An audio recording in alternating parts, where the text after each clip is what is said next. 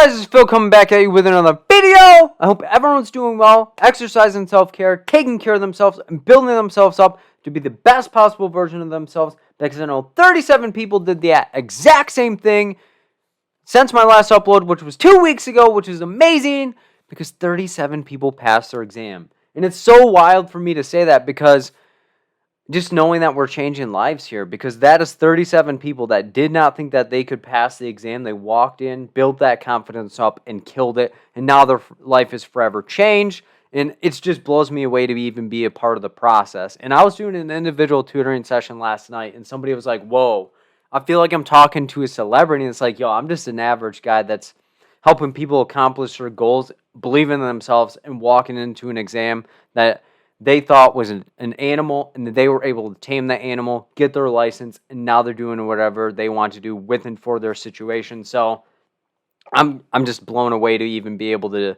do this. So from the bottom of my heart, I appreciate all you guys repping and rock with me and supporting me in any way that you can. But these are the people that passed in the last 2 weeks, and they are as follows: Rudo N, Amanda K, Vizio O, James R, Benitha M, Cheryl O, Alyssa M, Cindy P, Erica I, Cynthia C, Joel S, Shronda H, TT, Paula P, Eunice B, Tatiana R, Kathy J, Caitlin D, Hadiwara, Jasmine J, Kalina E, Candy P, Joanna M, Crystal B, Simone S, Tina B, Io P, Samantha P, Kashawn H, Maya C, Katrina W, Leisha R, Maria F, Lincoln N, Megan G, Pally N, and Sandy H. I'm so excited for those people, because it just blows me away, man, for people to be able to walk into the exam and kill it. Because a lot of those people failed for multiple times, or were self-doubting themselves all the way through that process. And all it took was trusting in yourself, letting go of the rest, and being able to be like the rest and be the best possible version of yourself. And if you're like, Phil, I'm not really feeling confident in my prep, or I feel overwhelmed, I'm not really sure where to go or how to look, and what I feel alone, and I'm not really sure how I can do this process. Well, if you want to rep and rock with me directly, then the next study groups on Sundays are as follows: 726, Maslow's Attachment and Parenting Styles; 8.2, DSM-5 in Adults; 8.9, DSM-5 Children; 8.16, Acronym and Practice Questions; 8.23, Defense Mechanisms; 8:30, Community Interventions. And all of those are Sundays. They start at 7 p.m. Eastern Time, and they go until whenever. And I say they go until whenever because they end whenever we get done. And last Sunday, the Ethics Study Group ended at 11 p.m. Eastern Time, so it was 4 hours long. So we went through all the content. We went through practice questions to make sure everyone was feeling comfortable with it. And then we do a question and answer segment after each study group, which is amazing, to make sure that everyone is on the even playing field and to make sure everyone's feeling good. And if you want any information on those study groups, send me an email at berda24@gmail.com. I do still offer individual tutoring as well, so if you want it to be more individualized and focused entirely on your needs and not in a huge group of other people that are also needing to benefit, then send me an email at berda24@gmail.com. As well as my next one-day course is this Saturday, 7:25, and it's going to be from 11 a.m. Eastern Time to 5 p.m. or 6 p.m. Eastern Time. So it's going to be all day. We're going to be going through a multitude of different topics. So some of them that I'm going to be alluding to are reasons why people pass the exam that I've observed with helping them pass, reasons why people do not pass the exam, or why things that could distract them from being able to pass the exam. We're going to be going over some content areas. We're going to be breaking down the acronym level by level, and then we are going to be doing practice questions to drive it all the way home to make sure everyone's feeling good and competent and confident about passing their exams whenever that is. So if you're interested in that, the link will be in the description, or you can send me an email at berda24@gmail.com, and that is going to be the most comprehensive thing that you can get So if you're like, I wanted to book an individual tutoring session, but you're booked, I wanted to get into one of the study groups, but I'm not sure, that one-day course is the most comprehensive and in one place thing of how to get directly interacting with me and to benefit in the best way that you can. And for those that don't know, Audible has agreed to partner with me on both my YouTube videos and my podcast episodes. And if you want to support me as well as support them, go to my Audible affiliate link at audibletrial.com/fill-in-the-gaps. Sign up for the 30-day free trial and you get a free book for doing so. And I'm a huge proponent of being able to advance myself and get as much knowledge as I can and continuously pushing myself. So Audible is an easy way to do that because I personally don't always have the time to sit down, read a book, go through it, but I can always have something into my ear playing, so that way if I'm going on a run, if I'm going for a walk, if I'm in the car, if I'm doing anything else, Audible is an easy way for me to be able to make sure that I'm catching up on all the stuff that I want to do, as well as make sure that I actually finish books rather than reading the first chapter or so and then just setting them down, which happens quite a bit. So again, go to my Audible affiliate link at audibletrial.com/fill-in-the-gaps. And if you're like, Phil, I have no clue what book I want to get with the free book that I'm able to get with your Audible affiliate link, then there are a couple that I suggest. The first one is The Alchemist. The second one is Outliers. The third one is Just Mercy. And then the fourth one is going to be Shoe Dog. And again, I really, really appreciate every single person that has gone to that Audible affiliate link and signed up. It really, really helps me out. And if you do not know, I do have a podcast. It's on iTunes, Google Play, Stitcher, and Spotify, and it's at Fill in the Gaps. And go to my Facebook page to stay up to date with everything that I am doing. Again, that is also at Fill in the Gaps. I appreciate all the support that you guys show me, but before I let you guys go, there's something that's been heavy on my heart and that I've been hearing a lot of times is so many people are letting their previous experiences or their perception of where they're at in their experience to shoot them down, to drag them down, and to doubt themselves. And a lot of times, very good people in our lives will try and tell us and warn us about things or try to help us and give us advice and where they feel we need to go or the things that we need to be doing.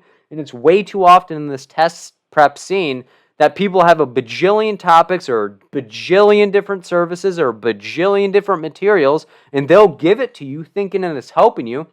And it's actually dragging you down and making you doubt yourself or second guess yourself, or you feel that style doesn't work for you, so now you feel you're the problem, when it may just be the materials that you are utilizing that are the problem. So being willing to not focus on the problem at hand, but focusing on the solution that's going to work for you or going to take you farther than if you only focus on the problem. Because a lot of times, people will say, Phil, I wasn't able to pass my exam on the first time, the second time, third time, fourth time. Go up as many attempts as you want. And my first question is, what was your process in preparing for the exam? Or what was your process during the exam? And what are positives from it? And oftentimes people are like, Phil, I have no clue. I didn't have a process at all. But after I'm done talking with them or working with them on an individual basis on how they break down the questions, they learn that they do have a process, but they weren't very consistent with the process, so it's difficult for them to call it their process. So being able to make sure you're being intentional, deliberate, and consistent. So whatever you're doing for test prepping, make sure that you're consistent, you're intentional, meaning whatever you're doing has a purpose tied to it, and you're very focused and diligent on it and making sure that you're actually doing it. Because the biggest downside of things are we want to make many changes in our lives, but we're not consistent or we're not holding ourselves accountable to what we want to do at that time. So focus on the solution and say, what do I actually need to take me further, or what do I need to do to actually pass the exam this time? Or I haven't taken this exam. I've heard a lot of different things. Coming up with a solution in your mind of what is going to take you further is going to be better off than reaching out to multiple different people, trying to tag onto this person, tag onto that person, tag onto that person. Focus on what actually works for you, not what other people have said will work for you, because people know you, but they don't directly know you at the moment of what you need to do. So if you're taking them into the exam with you and it doesn't really work, then you need to let it go. And I say this way too often, let go what does not work for you. And you do it to people all the time. You tell them, man, that habit or that person or that relationship or this is not working, but you're not willing to look in the mirror at yourself and say, the things that I've been doing aren't working, but I don't want to let them go because I know that it's kind of a safety blanket, or it's going to make this person in my life mad, or this person over here maybe hurt. You need to focus only on your feelings and your purpose, because your goal is to walk into the exam and kick it in the chest. Any which way you're going to feel prepared. But way too often, we try to be one person this day, another person that other day, and then do this other thing this other day. But you need to start tracking on what makes me feel comfortable, what makes me feel confident, and what's going to lead to the best possible results. Because way too often I interact with people and they're like, Phil, I'm doing 12 different things. I'm not really feeling confident with any of it. And it's like, well, slow down.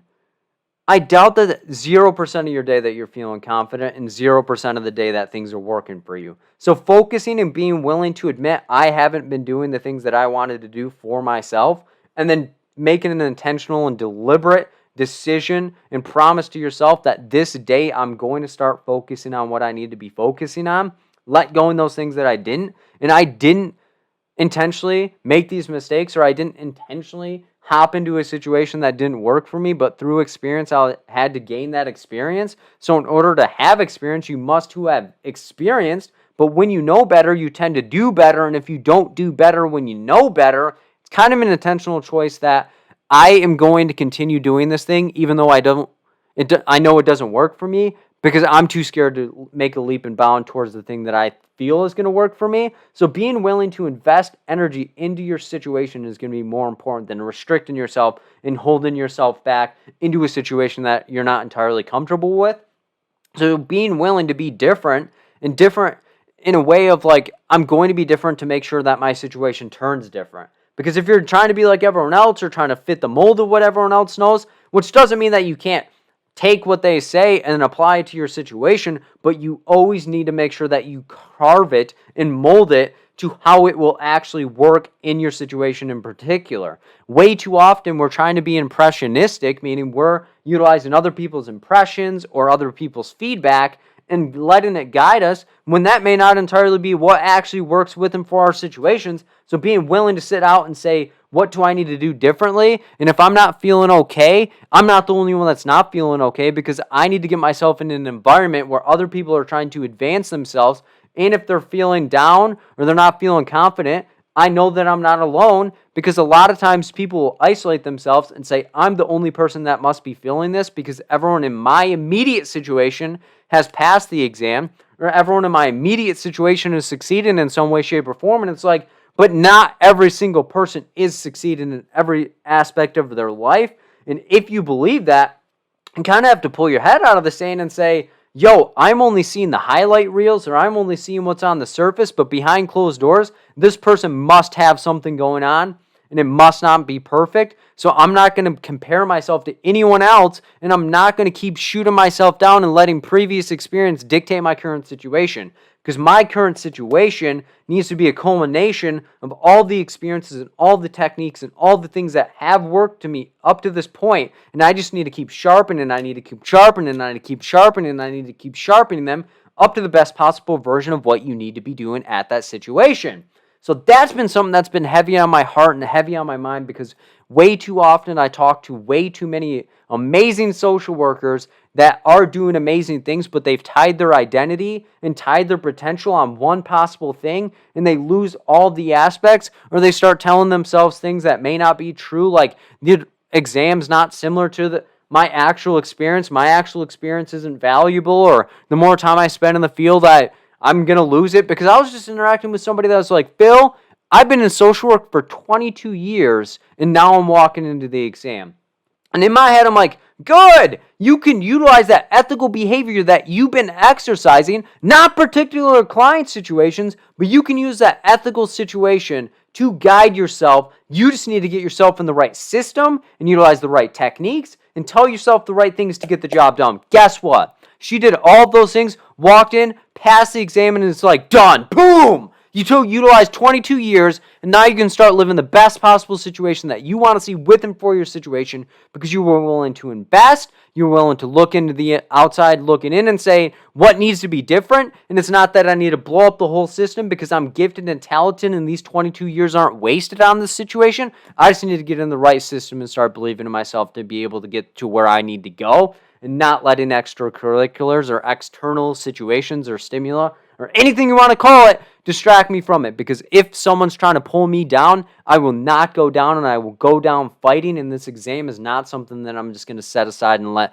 destroy me or destroy my perception of who I am, because I'm inherently gifted and talented in everything that I need to be doing. And if I was like, this isn't on my timeline, you need to step outside of your timeline and start living on the timeline of life and get the job done. And again, please continue building yourself up to get there. And from the bottom of my heart, if you made it this far in the video, I really, really appreciate you. Take care of yourself. Keep doing the right things and get the job done, yo. Like, you are so gifted and talented that you do not need to let it go to waste based on negative feedback or negative thoughts that you have in your situation. And if you like the things that I'm producing and repping and rocking, give this video a thumbs up. Click down below on that thumbs up and saying like, yo, I'm digging this stuff. And if you, please drop a positive comment down below, because people do read the comments and I don't want to be the only one that's producing like positivity. So if you're struggling, post in the comments. If you want to say something positive, do that as well. Let's blow up the comment section to make sure that people know that they're not alone in this situation. And if you haven't already, subscribe to my YouTube channel. Just click down below and hit subscribe and hit that bell next to it, because it gives you a notification and keeps you up to date. And if you need anything, guys, please reach out to me. Send me an email at berda24@gmail.com. And if you think I'm fired up right now and that I'm providing motivation right now, the clip that you're about to see from a previous study group that I did is likely the most motivated and pumped up clips that I've ever done to this date, because it was right when COVID shut everything down and people were coming and looking for motivation. So I had to bring the fire, I had to bring the heat, and I had to bring and give everything that I possibly can. Not that I'm not doing that right now or in the future, I haven't done that, but I just want to let you know, if you are liking what I'm saying right now, watch the video and through the entire thing, because I'm about to drop some knowledge and get through everything and pump you up, because the more pumped up and driven you are, the more easy your goals are going to be. Take care of your guys' self. I'll see you in the next video. Sit back, relax, enjoy what's about to happen, and peace out, guys. How to increase motivation while studying content. So my biggest suggestion whenever it comes to studying content or studying in general is you almost have to sit yourself down and say, how do I learn? And it's a basic question, and I don't mean to like belittle anyone. That's not a belittling statement, but think back of if someone's explaining something to you or you're learning something for the first time, how does it stick with you? So tying your shoe, for example, like if someone were to teach you to tie your shoe, was it more helpful for someone to tell you the instructions? Was it more helpful for someone to show you the instructions? Or was it better off for you to try and do it on your own? And each of those are the different learning styles. So for example, if you want to test it tonight, go to one of my YouTube videos, close your eyes, hit the play button, and if you're learning the material by only listening to me and then you're able to apply it, you're an auditory learner. Or plug your ears, watch me do it, and if you're able to do the process that way, you're a visual person. Or if I am doing and telling you the information and you're writing it down onto a note card, and you're able then to remember and read the information, you're tactile, because you have to be able to feel the information and conceptualize it in some way. So knowing your learning style is going to be the easiest way for you to stay motivated, as well as know that you do not have to know everything.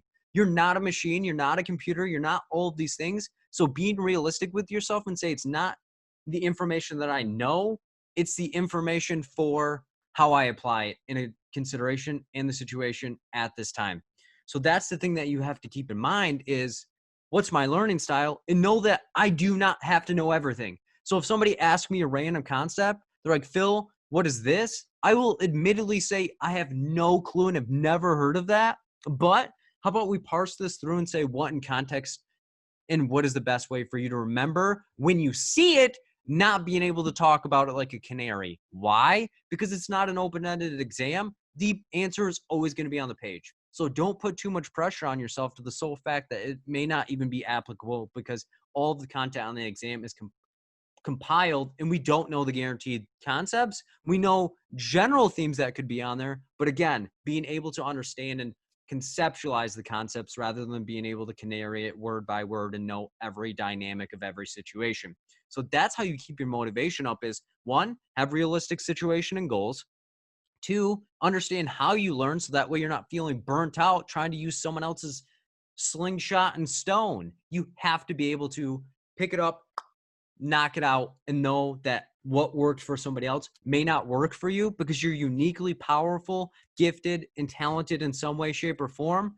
And it may not be the same way that I am or somebody else is. So you have to reflect with yourself and say, what works for me? What doesn't work for me? Let's bag it and tag it and move to the situation. And when I'm feeling low, knowing that's normal. It's almost probably at least one day a week that I feel unmotivated to make videos, unmotivated to help people, unmotivated to do a lot of things in my life. But it's those 6 days prior or after that I'm the best version of my absolute self, because I give myself at least one day to have a bad day, or at least 1 hour. But at the end of the day, it's like, this isn't about you. This is about what can you do to help mobilize and empower and get people to the level that they need to be. And if you do not do what you're supposed to do at this given time, who are you robbing from? And again, you have people in your life that this exam, you passing this exam, is progressing their life, or you're adding to someone else's life in some way, shape, or form. So when you feel unmotivated to study, you almost have to sit your butt down and say, is it worth it for me robbing this person at this given time? So someone did say, yeah, so I'm sorry to hear about your mom. And those that don't know, my mom has cancer. She has cancer at this given time. It's in remission, thank God, right now. But any snap of the finger, it could go back. And that goes through my mind almost every single day. If you do not do what you're supposed to do at this given time, situations may not happen. You may not be able to help in the way that you're supposed to help, because you've been given a gift to teach, empower, motivate, and get the job done. So what are you not doing that you're supposed to be doing at this time to make that happen? How selfish of you not to be motivated at this time. How selfish of you not to be able to get the job done and make the check and all that stuff. How are you not doing what you're supposed to be doing? So if we dial back into my exam, so I passed it 3 years ago now.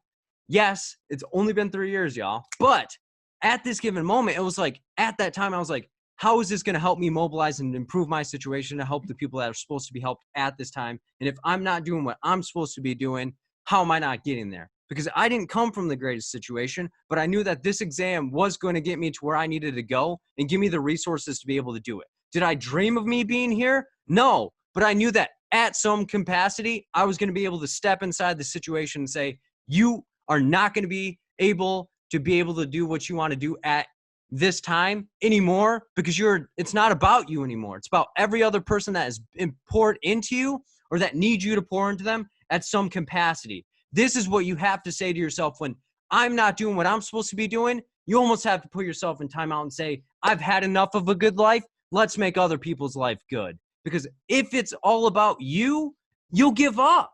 You'll quit at any capacity that you possibly can, because you're only thinking the consequences for you, and you're doing it just for you. You almost have to add a fake goal or fake people into your life, or make up situations. Oh, wow, if I don't study today, I may not be able to pay the bill and we're on the streets. This is what we need to be doing at this moment. You have to put yourself in situations where you're uncomfortable, because when you're uncomfortable, you're building, growing, and then it's never going to strip from you, ever. No one will ever be able to strip you of something that you've earned, because you want it so bad that you won't give anything up for it. You have to be willing to put yourself in that situation. So if you're feeling unmotivated at any capacity, you almost have to go through that moment and say, what could happen if? You need to create situations in your life where you stay so hungry that you're willing to do anything. And it does not have to be happening at this time. You can make situations up and say, if I don't do this right now, what is going to happen at the end of the time? This is what you have to tell yourself when you're unmotivated. These are things you have to be willing and putting yourself in this situation. You need to put yourself in a situation to grow. And this is even outside of your exam. After you pass your exam, you can't just sit there and chill, because every person in this moment is fighting for the jobs that you want to get and are working towards the goals that you want to get. So what's going to make you stand out from some other people? What are you doing right now that you would want to be happy that you did 5 years from now, because you're chilling in a situation that you wanted to be in and you're still hungry and growing at some capacity to get there? So that's what you need to do when you feel unmotivated. And if it's regarding your exam being pushed back, you were just given a grace period to get yourself sharper than you've ever been, because we need you to all walk out and be murderers after this. We need to have the police waiting outside your exam because you killed that much on the exam that you're facing life now. And the life that you're facing is the better life that you owe yourself because you put it on the line. You put it and sent it to where it needed to go. So that's what you do when you feel unmotivated in your situation, in any capacity that you're doing. Next question. I have taken the LMSW so many times, and I keep getting closer and closer each time, but I'm so confused in where to start studying this time. I'm at a loss right now. Hey, Phil, can you hear me? Yeah, how's it going? How's it going? Good, good. Well, let me just say it's kind of hard to even talk now after your speech last time. So I'll start by saying, I've taken the LMSW several times. Each time I get closer and I get closer and closer and closer. So I'm very excited about that part. However, it's just, not close enough. So within the last time I failed it, I actually missed it by 7 points. And so I said, you know what, I'm just going to take a month off and I'm just going to, do some self-care. So I tried to start back studying about 2 months ago, and I was just I was having a hard time focusing. And so I said, you know what, maybe I just need to set a date, not tell anyone, and maybe that'll give me some motivation. So I set a date and I didn't tell anyone. I got off social media because like a lot of people said, the social work group, it was really kind of stressing me out. So I got off social media. And so last week I really decided to just, try to go in and just start studying. The things that I was going over is like, okay, I know this, I know that. And so I was just really getting unmotivated because the things that I was going over, it was like, okay, I know this. And I was really getting unmotivated. So I said, Andrew, when was the last time you were actually happy? When last time you felt motivated? And so I remember I used to get some good quality study time in the sauna when I was listening to videos or listening to podcasts and things like that. So I went into the sauna and I listened at one of your videos, and I got my motivation back. And so like now I'm just really just trying to have a hard time, at first with when my test got canceled, because my test was scheduled for April the 15th and it got canceled, and I was like, oh, what am I gonna do now? It really just kind of put me in a dark place. So I was able to reschedule it and I got it set for the end of April now. So I am, excited about that part. But it's like I'm still kind of like in a dark place, and it's like, okay, I don't know where to start with my studying now, because like the content I have it,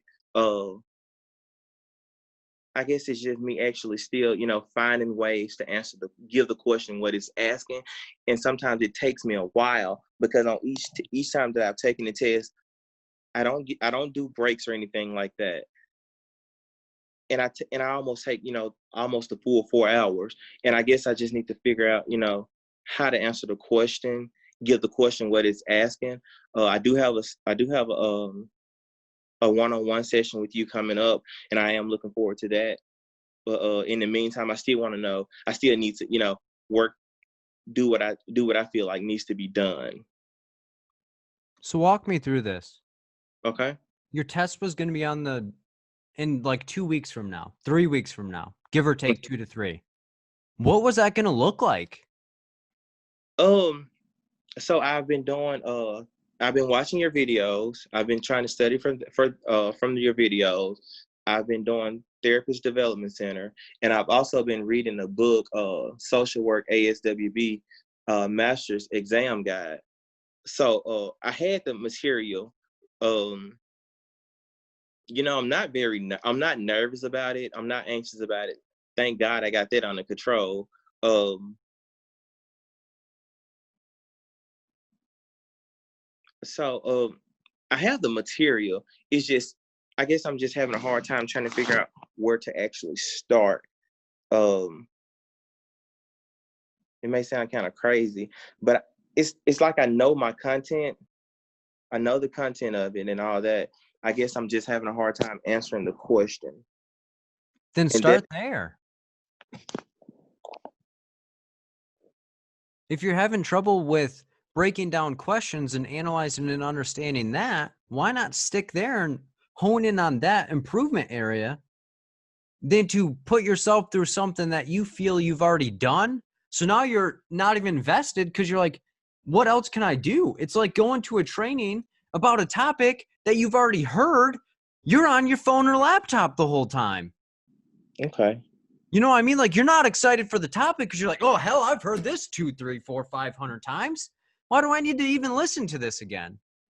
That's true. And that's the thing that you have to understand is just because I have it, doesn't mean that I need it anymore. Mm-hmm. In that dark place that you're in is you're like, I don't feel like I have to do this, but I haven't succeeded in passing the exam. So I'm depressed because I know the stuff. I just can't get the result I want. Right. That's very true. So you almost have to put yourself in a situation and say, it wasn't that you didn't know the content. It's just the area that you're most afraid of addressing is the area that you have to sit in for the majority of the time. Like you've said, I'm struggling with breaking down questions, but I'm hesitant to start that because it's going to be difficult for me. Right. I did say that. So my biggest suggestion is you don't have to jump in the pond like you're dying, but at least put your toe in the situation to see what you think is what is the roadblock to breaking down the question. Because I doubt that you didn't answer any of the questions correct on the exam. I answered a lot of them correct. However, it wasn't enough. But you're almost trying to rob yourself of doing the things that you did correct and saying it's either pass or fail, not I didn't pass. However, I still have a lot of success and skills and values that I've gained from this. Okay. What do you think? What makes it so difficult for you to give yourself credit for doing things but not getting the result that you wanted? I wouldn't say it's difficult. I guess after failing it so many times, it's just kind of mess with you mentally. Like, oh, I may not have what it takes, Mm-hmm. or, and I guess that right there is just it kind of puts you in a dark place, maybe. But at the end of the day, like I can actually see myself passing the exam. It's just the process of actually getting to that point. Does that make sense? Exactly. Yes. Well, let me ask you this. Do you think that I succeeded in everything I put my mind to? Um, I know it was difficult, but no. No. But do you want to know how much blind faith that I had in my abilities? I'm sure it was a lot. How many schools do you think I applied to for undergrad? I don't know. How many? 1. I applied to 1 school. How many schools do you think I applied to when I went to grad school? 1? 1. The University of Michigan. Do you want to know why? Why is that? They're the #1 school in the country for social work, master's program. Okay. And I'm not telling this to you to brag, but I told myself you're either learning from the best or you're not doing it. And it wasn't that I thought I had a clear shot of getting in, but I told myself you have to shoot for the moon. And even if you don't hit, you at least said you can say that you tried to go into the best school in the country. Right, right. Because how many people would look and be like, oh, wow, you didn't get into U of M. How everyone gets into U of M. Do you think that's the case? No, not at all. But looking at the situation and saying things didn't go how I wanted to this time, but damn, isn't it sweeter because I know the process of what I need to do to get there. You just told me there's only one thing you need to improve on. And that's actually breaking down the questions and learning them, learning how to answer the question. Do you know how many people are hearing you say that and wanting to grab you up by the neck? I'm sure there are tons of. Because they're like, damn, dude, I can't even understand this information. And this dude's saying that he doesn't know it. Or he knows the information. He just needs to do this question analysis. They're wishing that they are in your situation. So they're almost doing the same thing that you're doing to the people that have passed the exam. You're looking at people that passed the exam and saying, damn, I wish I could get there. Rather than looking down and saying, I have everything that it takes. I didn't succeed the first time, but I know if I do it the next time, if I give everything I have, I can't say that I left something on the table. Okay. And when you have those moments of doubt of, man, I don't feel like doing what I'm supposed to be doing, look at yourself and say, did I break down any questions today? And if you can look at yourself in the face and say, I looked at no questions today, why do you think you're feeling low? Because I didn't look at any questions today, and I know it is what I needed to be doing.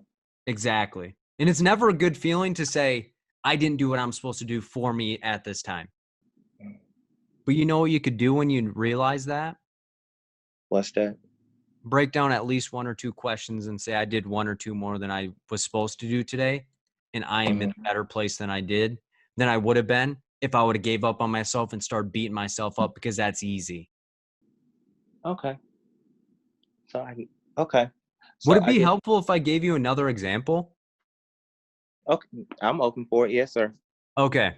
So, man, this is me just sharing my life with you. So that's why I said, oh, man. But so when I was in high school, of course, some of you think I'm funny, but I was a class clown, man. I really didn't do a whole lot in school. So I had a 3.7 GPA. And so I went to college and remember how I said I applied to one school? That was because of the teacher that told me, Phil, I think you can succeed in life. That's where she went. And I was like, if someone's going to be that positive and powerful, I need to go there, because they taught her how to do that with people. So then I went. But when you didn't do things in high school and learn the skills how to write a paper, what do social workers typically do in the program? Right. Yes. So imagine being the dude that never really took paper writing seriously. I remember sitting in class and they're like, all right, we're going to go over a vignette. Do you know what a vignette is? Yeah. I didn't at the time. I literally looked at somebody. I looked at the professor and was like, what's a vignette? They're like, it's like a case scenario, dude. And I was like, why didn't you just say case scenario then? They're like, Phil, that's a freaking vignette. And I was like, oh, yeah, okay. So I wrote it down. I was like, vignette, never forget vignette. So when I wrote my first paper, the English teacher was like, bro, you might not be cut out for this. Do you know how painful that was? I'm sure it was very painful. When that hit me, I was like, yo, you know how many people sacrificed for you to get here? Do you know how proud your family was when you got accepted to college because you're the first person in your family to go? Are you really going to let this punk paper get you out of here? So I had to sit myself down like I'm suggesting you to do and say, what's the problem? So I figured out, because the professor was like, I will give you extra credit if you go to the writing center one time. I was like, there's a writing center? Tell me why. Every single night I was at the writing center. Every single night. For a whole semester straight. 15 whole weeks. 5 days a week for 15 weeks. I was there for 75 days of the semester. Why? Because I was not going to let my inability of knowing something hold me back. So I would walk into the writing center like, hey, I'm back. They're like, what are we going to be looking at? That paper that we did the corrections to yesterday, I undid all the corrections because I need to learn how we did them again. Really? And it got to the point where I was like, okay, I've learned from you how you write. How about I learn how you write? Because I learned that different people write in different ways. So I was like, yo, this is the golden ticket. So I had to humble myself. So then I ended up being the person that learned how to write the most, because when you have that much exposure, because most people that are helping in the writing centers are English majors and are trying to become English teachers or writers. Yo, man, I was like, this is the golden ticket. So the same thing I'm suggesting to yourself. So rather than me being like, Phil, you're going to get expelled out of here. Everyone's going to hate you. You're going to be the laughing stock of this. I was like, no, I'm going to do everything that I possibly can, even though if people knew that I was going to the writing center, they may talk about me. Look at how many people are talking about me now, and it's not about my English skills. Right. You're exactly right. Because I learned what my gift was. I was like, yo, I can talk to anybody, but I can't write a paper. But now I know how to write. I know how to talk. And there are things that I'm not good at now, and I'm still working on those. But that's what I'm suggesting you do. Even when you're trying to like beat yourself up for not getting to where you want to go, know that you're probably not going to die tomorrow. I can't guarantee it, but you're not going to die tomorrow, and have the chance to grow and become the best version of yourself based on the fact that you are putting in small details today. Because small changes over time culminate to the biggest situation ever. Because how many people do you know that are going to consistently do a behavior for 30 days and be excited about it? Not many. If we go back to January 1, how many people wanted to lose weight and go to the gym? A ton of them. How many are still, if the gyms were open, how many of them were still going? Not many of them. Exactly, because not everyone has that dog and that fight in them, and they're willing to give up on themselves. Right. So be the change that you want to see within your situation. Like, if you feel like you're not good at something, say, I'm not good at it yet, but damn, am I going to be skilled by the end of it? I appreciate that. It's my pleasure. And if you feel like you're doubting yourself at any point in this process, say, where's this coming from? And is it my fear of if I pass the exam, then what? Right. Because sometimes the things that we want to happen, we're afraid that if they happen, we're going to have more responsibility and accountability on our end. All righty. I guess I just need to go find me some practice questions and try to break them down and answer them to the best of my ability. Mm-hmm. I appreciate that, Phil. Thanks. It is my pleasure. And if you need anything before our session, just reach out to me. Yes, sir. Will do. I was supposed to test on April. It has been canceled. I'm having so much anxiety. I don't want to forget what I've learned, but I don't want to overstudy. I don't know what to do now. Hi, yes, Phil. How's it going? How's it going? Well, I am having a lot of anxiety. I first took the LCSW in December. I failed and I had scheduled for the first week of April. It was canceled. My original day was April 6th. It was canceled to April 16th. It was canceled again for the month of May, and just maybe Tuesday, Wednesday, I received an email that it was canceled. So I can't schedule my exam. I don't know till when. And I was ready. I felt ready to take the exam in April. I am studying from the Therapist Development Center. I went through the whole program. I took the test. And now I feel I don't want to overstudy. I don't want to memorize the material. I actually want to learn and understand it. But I feel if I keep going over it so many times, I'm just going to memorize it. So I don't know what other material to study or what else to do. So what I've learned stays and I don't forget about it and just memorize the material. So you have about what, 6 weeks before you can take the test? It was scheduled for May, but now it's completely canceled. I can't schedule it. The center from Texas, and the center is completely closed in Texas. There's no future dates available. So they even canceled you in May. So it's no longer Yes. 4/16. What did they tell you? No. It just said that as of now, I was one of the 5,600 people that the exam was canceled until further notice. And I went into the website. I tried to see in the future if I could schedule it, and everything's closed. It's not, the center's, like I said, closed. You can't schedule anything. Okay. So what I think they did was to just get ahead of the curve is to cancel everybody because we don't know what the current situation is going to be like. So, do you live with anyone? Yes, I have a 5-year-old. Do you have anyone that you talk to in life? Yes, I do have other social work coworkers and friends. Okay, and I know that's kind of a funny question, but I'm leading to, if you don't want to go over the material again yourself, why not try to teach it to someone? Okay. Because if you're able to teach something to someone, don't you think you know the topic then?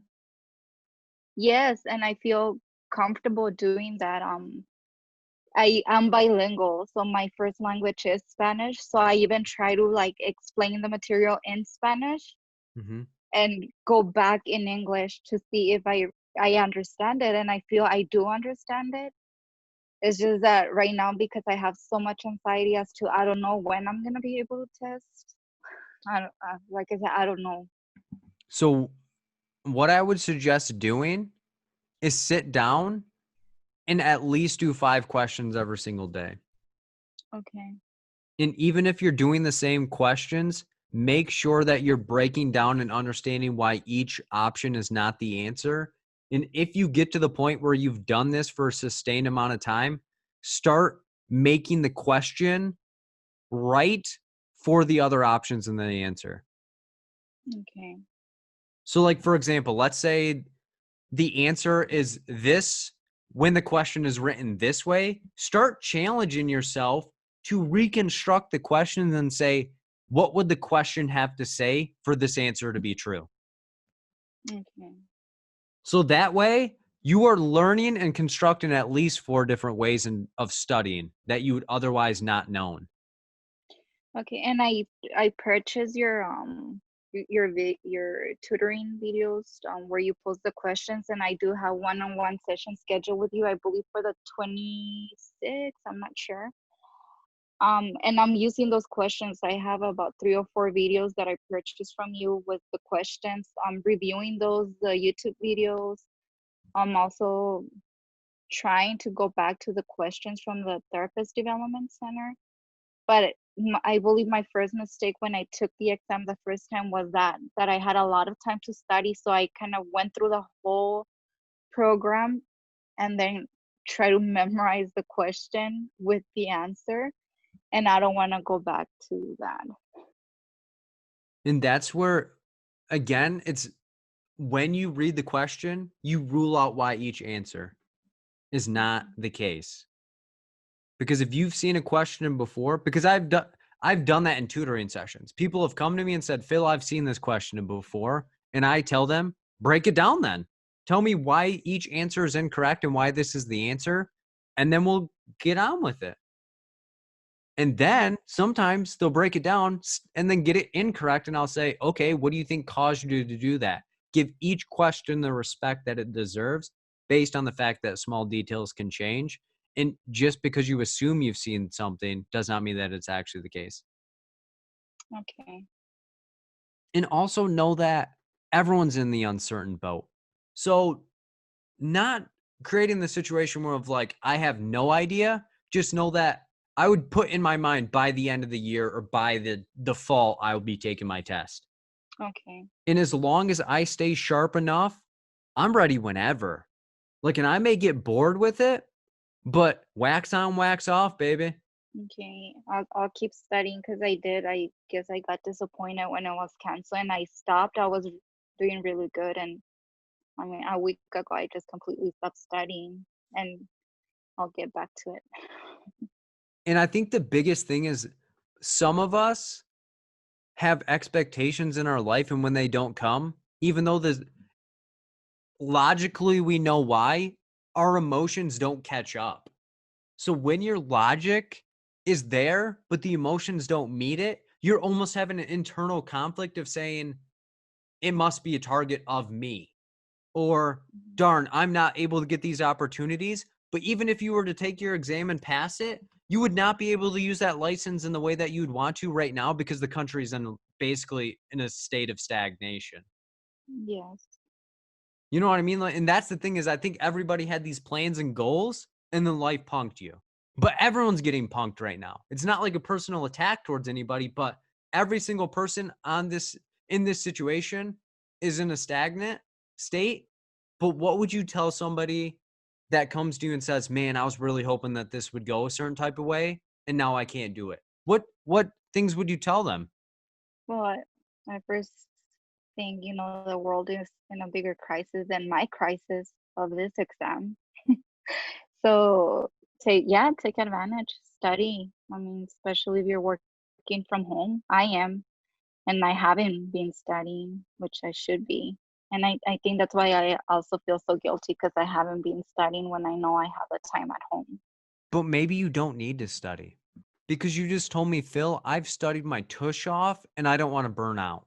So where do you think the impression or expectation of that you should be studying is coming from? I like I said, I just don't want to forget, because I felt I was in such a good track, actually learning and understanding, like from your videos, how to break down the questions, like the couples therapy, the family sessions. I on the last group that you had, where you gave 15 questions, I did really good. I think I only missed about 2 of them. So it gave me confidence that I was ready. And I don't know, now I feel like I don't want to forget that, what I was learning. How long did it take you to learn the technique and feel comfortable? A few weeks. I don't know, just want to say maybe 2-3 weeks. Okay. And I'm only asking because let's say we get into the end of April and they're like, okay, now you can schedule your exam. When you schedule your exam, get your butt kickstarted 2 to 3 weeks out and you'll be in the same position you are right now. And if you're like, Phil, you just told me not to study up into that point. It's not that I'm not telling you to study. It's I'm telling you to grieve the process, take care of the situations that are more important at this given moment, and give yourself credit for even acknowledging the situation is still a thing and that you want to get the job done still. But it's like putting your focus in a situation where it's more warranted and more needed than focusing on situations that aren't emergent at this given moment, because you can always kickstart, and because you're not going to lose the techniques, because it's muscle memory. When you've done something for so long, you may not do the task for, let's say, a year or two. You get back into that activity and it's like you've never given it up because you're still as strong as you once were. Okay. You have muscle memory. And I think it's your fear of losing it, where you have to acknowledge and say, there are many things that I've not been doing for a couple of years, but if I try getting back into that task, I'd be back into it like 1, 2, 3 within a week or two. Yes. Okay. Because it's not like you're learning it for the first time. You have the framework. It's just a matter of sharpening your tool back when it's ready. Sounds good. Thank you so much for your advice and all your help. It is my pleasure. And if you need anything, just reach out. Thank you. I'm scheduled to take my exam April 27th. Should I keep in the mindset that it will take place then, or prepare for its potential cancellation? Hi, Phil. How is it going? I'm good. How are you? I'm doing well. So, on the 27th, I'll be taking my exam for the 4th time. I've been preparing differently this time and getting into a positive mindset that I'm going to be having my LSW on April 27th. So, it'd be hard to say that it's not a disappointment that it might be rescheduled. I'd have to wait longer. What do you think you're being robbed of if they reschedule you? The work that I've put in, I guess, like so far, but that doesn't make sense either, because I'm not going to lose the work I put in. Maybe just getting it as soon as I thought I would. Okay.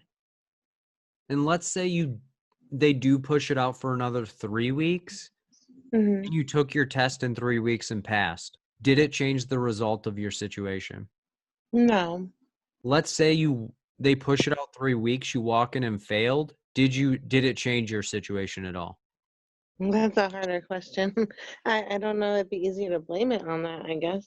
But no, I don't think it would change. I guess I'm just trying to stay positive that, like, I do have extra study time, and I can do better having that time. But it's Not so that hard. the opposite, I don't think that it'll make me fail because of it. Just trying to stay positive that this is something good. I have a lot of anxiety, so I've planned. I haven't told anybody about my exam date, but now I've told like 100 people. But I haven't told anybody my exam date, and I'm keeping it to myself to prevent anxiety, as well as the center that I take my exam is like an hour and a half away from here. So I was gonna go take like a mini weekend away and then take my exam that Monday and stay there. Just like relax. And now I don't know if I can stay and do those plans either because of everything going on. So it's kind of ruining my whole process at this time. How can we reconstruct it? I think it's just to continue what I'm doing until everything is kind of settled down and I get a concrete time again, or work as though the 27th is my concrete time until I know otherwise. So my biggest recommendation is to look at it and say the 27th is game time Mm-hmm. and run the routes. Run the routine, practice as if it is the 27th.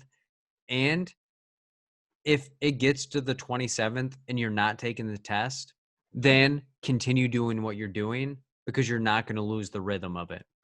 Because Right. if you're teeter-tottering right now of like it may not, it may, you almost need to commit that when it's going on, that it's the 27th. And if it doesn't end up being the 27th, reward yourself in a different way than the exam.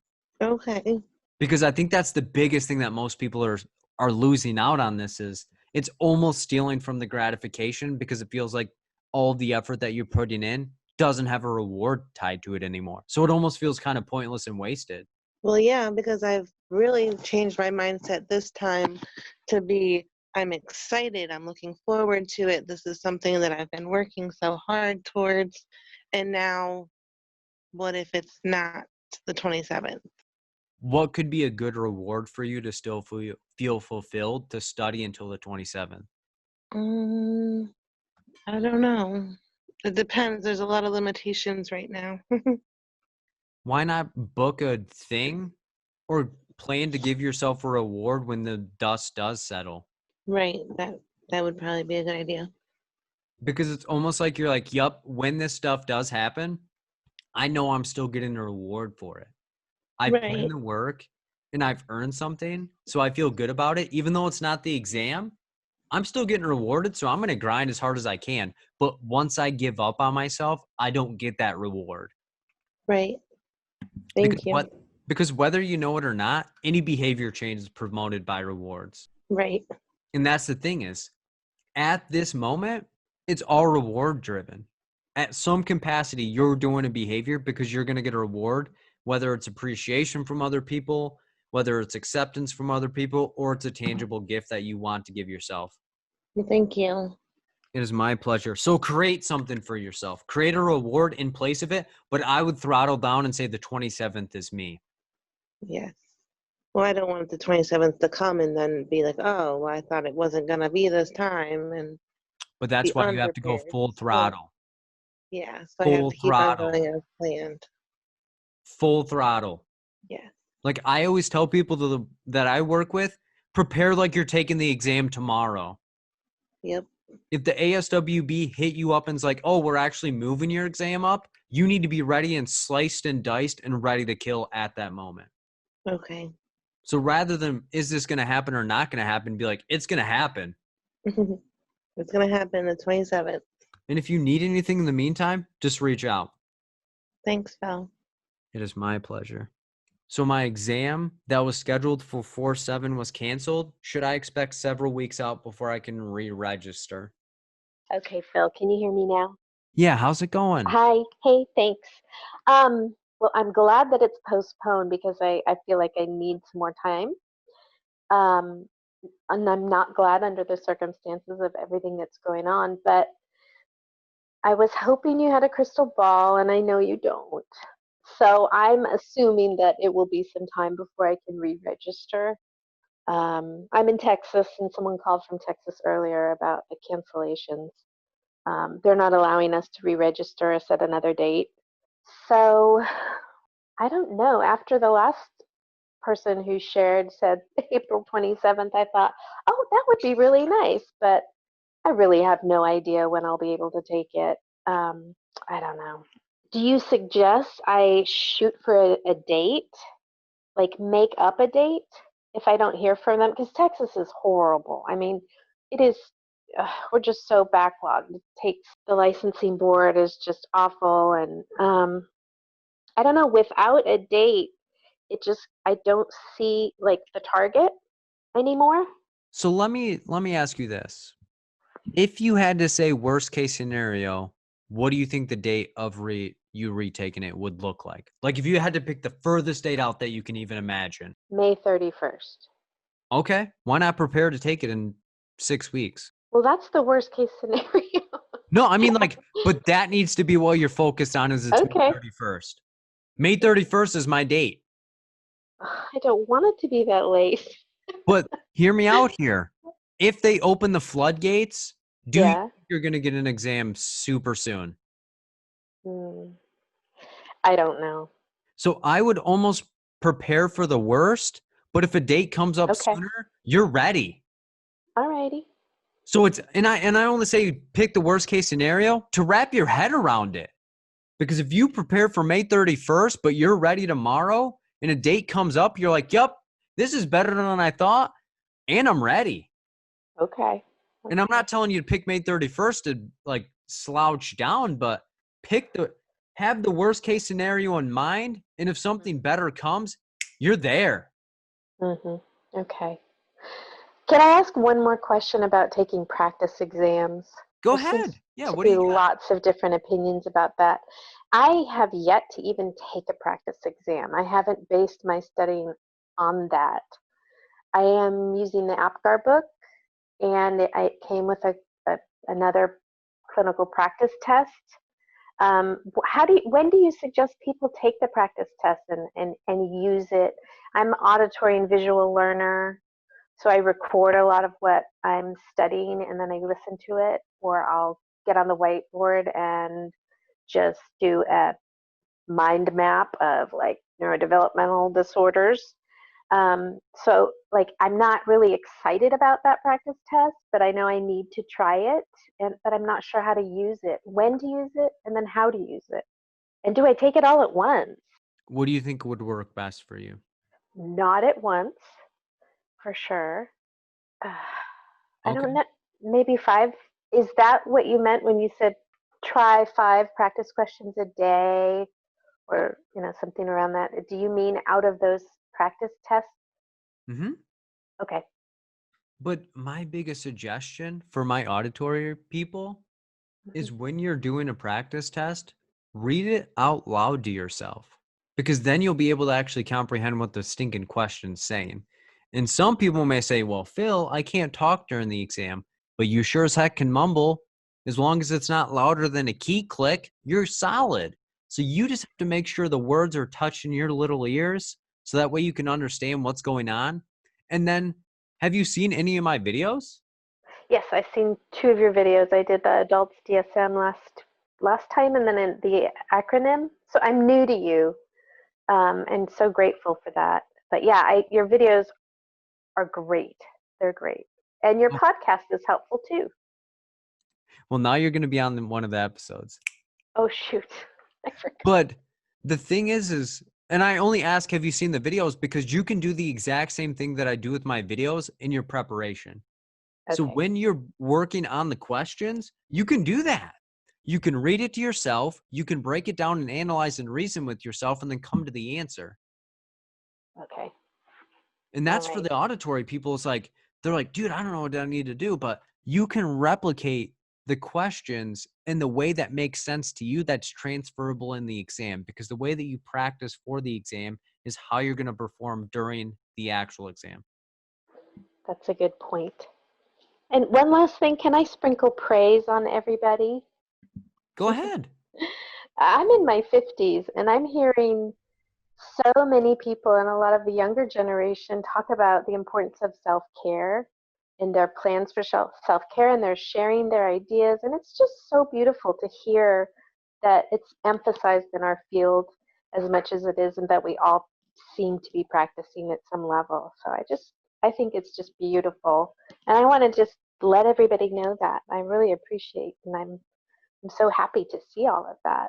And it's so amazing that as social workers, we try to push against the grain of what the overall American culture is, like work more, do more, burn yourself to the ground. But if you try to do that in a field like this, it's going to be a rough battle. But thank you so much. It is my pleasure. And if you need anything, just reach out in the process.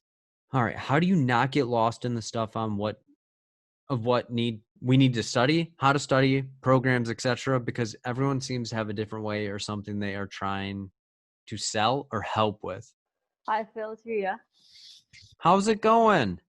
It's going okay. I'm working on it. I think I just need to do like a lot of other people are doing with the whole, I passed the first time, I passed this, it failed this time, I passed this time, I failed this time, and just shut out those whole things of the study programs and what they are. And I think after listening to all of this that I am second guessing myself and doubting myself. I passed twice. I wish I passed. I've taken the exam twice, failed both times, usually about 15 points each time.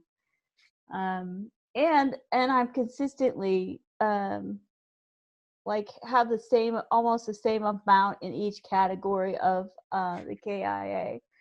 So I know there's more studying. I've been studying, I've been listening to your programs, listening to your videos, all that stuff. And then I hear, well, maybe there's this other program out there. And it's like, wait a minute. I think I just need to shut that down and just understand that I have the abilities, and I need to trust myself and to pick up what's right for me. Because that's what I'm hearing you say. To pick up what's right for me and not worry about everybody else or what everybody else has out there. I'm picking up, I'm pretty sure that I'm an audio learner, and I do well when people give me examples and I can actually put that example into my own world, if that makes sense. And so I think that's it for me, is what I'm hearing. Thank you for the tip that you can mumble to yourself, because I know when I read the questions, I do better because I can actually surface through it, but I can't go fast enough, or feels like I can't go fast enough, So it's like, okay, how do you get not caught up in everybody else's stuff? Well, I got this to give to you, or I could do it this way, or I'd use this stuff, or whatever, So I'm going to commend you and say it's awesome that you're thinking about the learning style and figuring out what works for you. And this is kind of a soapbox that I have, is if somebody is directly telling you about the stuff that they offer, it's probably not going to be the best idea for you. Okay. Because if someone is directly selling it to you, they don't have a track record enough of people to tell you that it works for them. Okay. And I see it more and more. You look on the Facebook groups, somebody will say they failed their exam. Somebody's automatically trying to sell something to them without even knowing their experience or situation at all. Okay. So if somebody's directly trying to sell you something, they're a salesperson, not a social worker. Okay. And if someone is talking about, I have a high success rate or high pass rate, I would rather have someone tell you that my style work for them than me to directly sell it to you, because that word of mouth is the most powerful thing. But if you are trying to use your own words out of your mouth to sell something to someone, it must not work that dang great. Okay. It must not be that damn awesome. You know what I mean? And that's the soapbox of mine, because I see it more and more. And that's why I try to stay away from those Facebook groups. Not that they're not good. And that's why I post infrequent in there, is because almost every single second that I see somebody that has failed, I can search somebody's name, and I'm not going to say their name. Okay. They're always posting something. They're like, please buy my book. It's the greatest thing to come onto this earth. Or watch my stuff, or do this, or I have a high success rate. Call me on the phone. No, because they are just trying to directly recruit and sell something to you. Okay. And that is my biggest thing, is if something works for you, that's good. But make sure you know who you're actually directly interacting with, and do they have a good track record? Okay. So if they can't look you in the face and say, I've had X amount of people pass, or people are telling you about that person's resources without them having to tell you directly about themselves, that's probably a better product. Okay. And that's where I get so frustrated, is people are in a vulnerable position. Like you said, man, they said that this was great and it could work for me and it was the second coming of Christ. Mm-hmm. And then you actually get it because you trust that person, and they weren't in that bout for you at all. They were out to get something from you rather than pour back into you. Okay. I just want to quit spending more money and going, okay, what do I need to do here? And not get lost in all this stuff. I feel like I'm a jackrabbit jumping from one thing to the next. And I don't want to keep doing that. I just want to figure out how to really get to the basics and really put this together that works for me. I would not buy another thing. Okay. I wouldn't buy another thing from me. I wouldn't buy another thing from anyone else, because you probably have everything that you need. Yeah. And I don't know how long you've been in this session, but when somebody was talking about their past and experience, they said, and I told them, you had everything that you needed. You had everything that you needed. You just needed to get the right system and believe that you had it. We needed to bring in Phil Jackson to help out Kobe Bryant and Shaq. We needed to bring in Scottie Pippen and Dennis Rodman to bring in Michael Jordan to win championships. We just need to get you in the right system. It's not that you don't lack it. We just have to sharpen it up and make it make sense to you. And when it does make sense to you, don't question whether it's working, because you don't need anything else. You don't need a fifth suit to know that you have a suit that you could wear. Okay. You don't need a fifth way of explaining a piece of material to you when you have 4 other ways that you've heard it. Okay. I think I'm just not trusting my instincts to know that I've got the stuff, and I've been told that I've got what it takes. It's just, I don't have the system in place that I need. So Why do you thank think it's preventing you? Why do you think you're telling yourself you don't have everything that you need when you do? I do have, I don't think I have second guessed myself, and I don't feel like I have the confidence I need. Sometimes I have total trauma brain because of some things that have happened to me. And my brain fogs up, and it's like, I don't even remember anything. Sometimes it's the anxiety. Maybe you need to introduce grounding techniques when you feel that reaction. Okay. Maybe that's the clench technique. That's where you clench your fist as hard as you can for, let's say, about 15, 30 seconds. Then you release, and then you'll feel the blood flow from that area outward. So that way you have that reaction within yourself to say, okay, I'm still here in the present and I'm not in danger because my life is secure. Okay. And it's a matter of, you have everything. You have everything that you need. And when you have those self-doubts come into your mind, entertain them and say, yep, that was the old me, and let it go. Okay.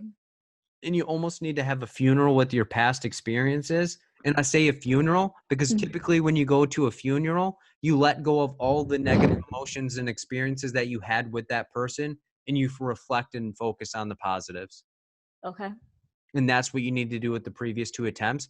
And then shackle yourself, take those coins, and then invest back into yourself, aka with all the materials that you have. Sit down, say, does this make sense to me? Yes. I'm not going to listen to what anyone else is telling me that I need, because I have all my stuff. I just have to sit down at the end of the day and believe that I can, and know that regardless of what happens, I put 100% of what I thought was going to work into the situation.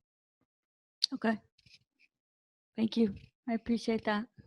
Thank you for all your help and your inspiration, and good luck with your mom. I'm a cancer survivor, and I'm still here. Thank you. You're welcome. And you're a fighter and survivor, so please keep fighting and surviving. Thank you. I appreciate it, Bill. It's my pleasure. Thank you. And if you need anything, please reach out. I will. But I will not accept you buying anything else from me. Okay. Does that mean your study groups and everything? I'm saying, I'm not. I'm joking, man. I'm joking. I'm just saying, like, I'm true. Like, I don't want you to do something that's going to put your situation at a bigger risk of preventing yourself from progressing. That's what I mean. I won't accept you into another study group if it's going to benefit you so much Yeah. because you have everything you have. Okay. And that's where, I mean, I'm serious. Like, people are like, man, you just do this for money. No, I'm okay. Mm-hmm. I have a full-time job, Mm-hmm. but I need you to be so willing to invest in yourself that I'm willing to sacrifice a part of me to make sure that you're okay. Okay. And I need to get to that place where I'm willing to sacrifice. Mm-hmm. To really sacrifice to get there, because I haven't been willing, and that's just old talk, and I can see that now. It's just old talk from other people telling me, you don't need this, it's not worth it, you don't, we don't need the money. I've heard that too from my significant other. So there's no reason for you to go get the license because we don't need the money. Mm-hmm. So I have to like push all that stuff out of my head and move past that. And tell yourself it's not about the money, it's about your identity. It's not. I'm getting to that point where I'm understanding it's not about the money, it's about my identity and finishing up something I started 10 years ago, because I've been graduated for 10 years. So I need to work past that. And So that's thank okay. you. It's my pleasure. Like I said, there's something that you need to finish within yourself before you can unlock this level. Yep. You need to let go of the 10-pound weight off your back so you can run faster. Okay. Thanks. I appreciate that much. It is my pleasure. How much do we need to know about medications? I've seen different things. We need to know the brand name or generic, but we also need to know the side effects, how much to know. So that's also very difficult for me to answer because every exam is different, but I wouldn't super focus on them. Why? Because you're not a psychiatrist. You're not going to be able to prescribe, and you don't have to know the black box warnings and stuff like that. You just need to be immobilized and be comfortable with what medications could possibly be there, but know that the answer is going to be on the page. So as long as you're familiar and able to pair the medication to the class of disorders that you're looking at, that you're going to be in a better position than if you throw all of the medications to the side and say, screw it. So it's, again, getting comfortable with the information, not memorizing all of the information, but getting comfortable and being able to notice what things could be connected in some way, shape, or form. Because the more you know, the more you're able to grow, rather than throwing the stuff away, hiding from it, and robbing yourself of the potential growth that you have. So again, the more you know, the more you're able to grow in any way, shape, or form in the situation you're trying to look at. So how much do you need to know? It all depends, but I personally suggest being able to couple the medication with the disorder. So if they describe the symptoms in the situation, you're like, yup, this is this disorder, this is the location I'm at, this is the intention, this is the med that we're most likely going to see in the situation to mitigate all of the things that are currently going on in the situation. Next question. Do you have any opinions on using social work to social work or SW to SW for taking the ASWB exam? So I've had people that I've worked with that have had success, but the overarching theme that I've heard is that it's kind of basic and goes over the themes very broadly and leaves a lot of questions for people of what is this actually going to mean for me on the exam? And the practice exam that is provided is a culmination of the questions that you've taken throughout the actual course. So you're able to nail the practice exam from that program pretty easily.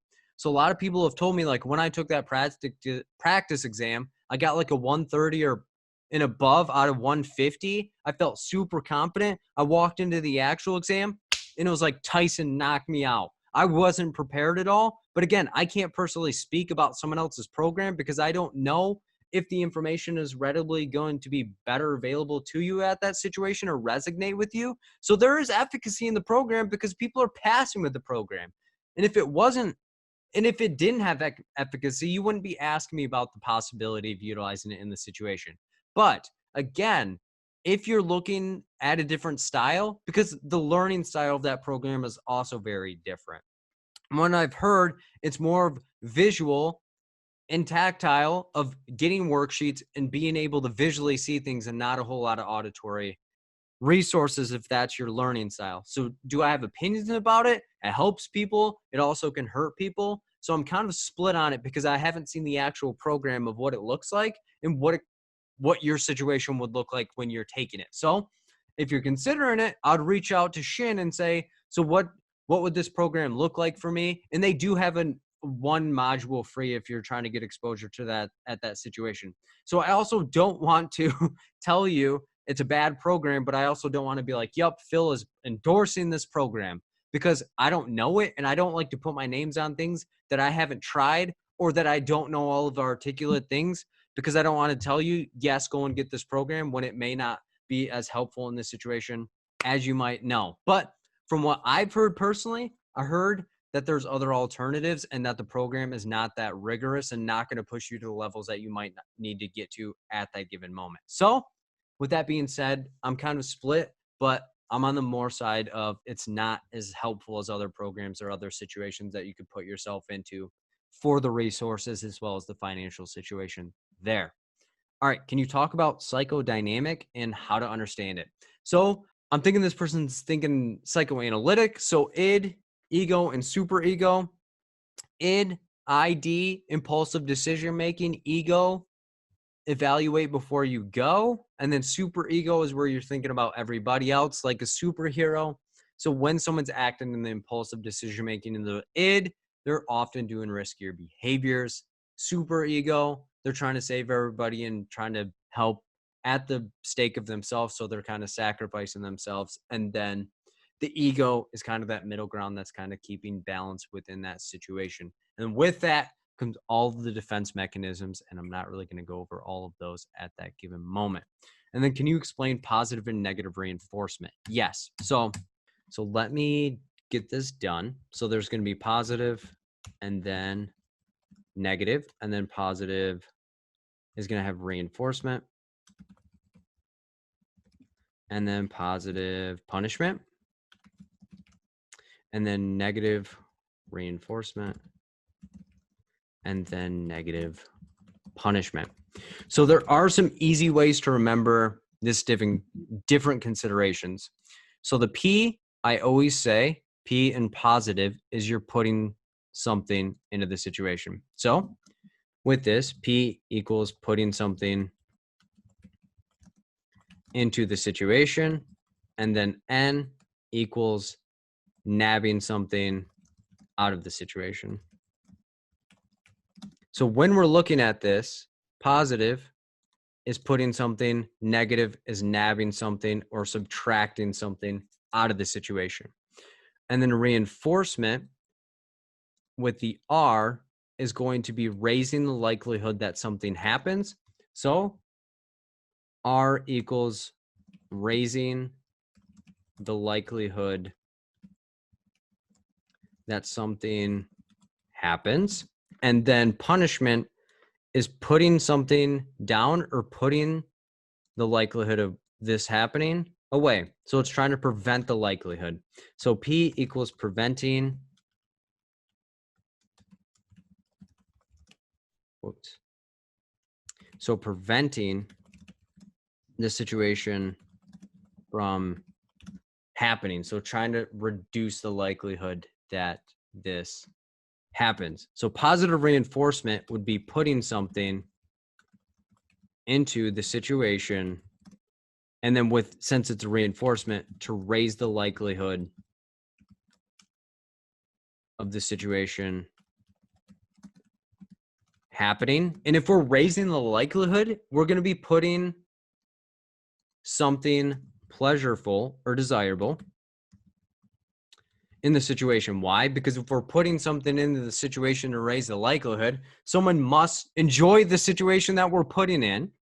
And then positive, again, is going to be putting something into the situation. And then since it's a punishment, to reduce the likelihood, or kind of like from preventing it from continuing. So if it's a positive, we're putting something into the situation. And if we're trying to reduce the likelihood, we're putting something undesirable in the situation. Why? Because if you don't like what's being put into the situation, you're going to remove it. And then negative reinforcement. So negative is nabbing, because again, negative is nabbing something out of the situation. And then since it's a reinforcement, to increase or to raise the likelihood of the situation happening. Okay, so if we're nabbing something out of the situation to raise the likelihood of something, so we're going to be nabbing something undesirable. Why? Because if we're taking something that someone doesn't like, they're like, man, I need to continue doing this because that was annoying as heck, out of the situation to increase the likelihood. And then negative is going to be nabbing something out of the situation. And then punishment to reduce the likelihood or prevent the situation from continuing.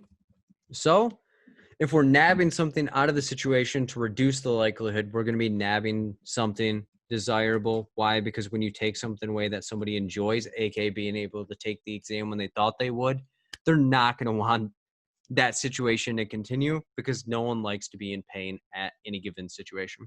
So that's the easiest way to explain negative and positive reinforcements. Positive, again, P equals putting something into the situation. R in reinforcement is to raise the likelihood of something happening. Negative is going to be nabbing something out of the situation.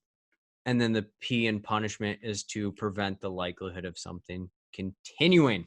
So when we clump them together, positive reinforcement, positive putting something desirable or pleasurable into the situation to raise the likelihood of something happening, positive punishment, positive putting something undesirable, punishment to reduce the likelihood or prevent it from continuing, negative reinforcement, negative nabbing something out of the situation, reinforcement to raise the likelihood. So it's going to be nabbing something undesirable out of the situation. Why? Because we want the behavior to continue. And then bringing it on the tail end, negative, nabbing something out of the situation, punishment to prevent it from continuing. So we're going to be nabbing something desirable out of the situation to reduce the likelihood that somebody does the behavior again. So that's how we look at those concepts in particular.